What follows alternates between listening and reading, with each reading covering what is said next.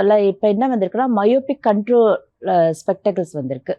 இது என்னென்ன சில குழந்தைகளை நான் சொன்னேன்ல, வரும்பொழுதே -4 டயாப்டர் பவரில் வருவாங்க.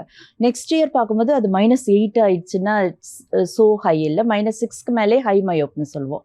ஸோ அந்த மாதிரி ரொம்ப இன்க்ரீஸ் ஆகாமல் இருக்கிறதுக்கு இப்போ மயோபிக் கண்ட்ரோல் கிளாஸஸ்னு வந்திருக்கு. அந்த மாதிரி ஸ்பெக்டக்கிள்ஸ் போடும்பொழுது அது ஒரு 50% அந்த இன்க்ரீஸ் ஆகிறத கண்ட்ரோல் பண்ணுது. தட் ரொம்ப டிராஸ்டிக் இன்க்ரீஸ் இல்லாமல்.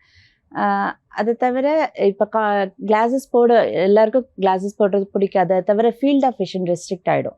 நீங்கள் ஸ்போர்ட்ஸ் பர்சனாக இருந்தால் அந்த கிளாஸ் ஃபீல்டுக்குள்ளே தான் நீங்கள் பார்க்க முடியும், அந்த பெரிஃபரல் விஷன் தெரியாது.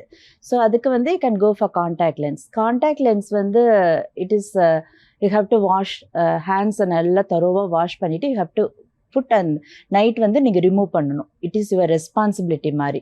இது ரெண்டுமே பிடிக்கலன்னா அழகாக you can plan for that LASIK smile ப்ரொசீஜர்லாம். இப்போ உங்களுக்கு கிளாஸும் போட பிடிக்கல, கான்டாக்ட் லென்ஸும் போட பிடிக்கலன்னா அழகாக you can go for plan for LASIK laser smile procedure.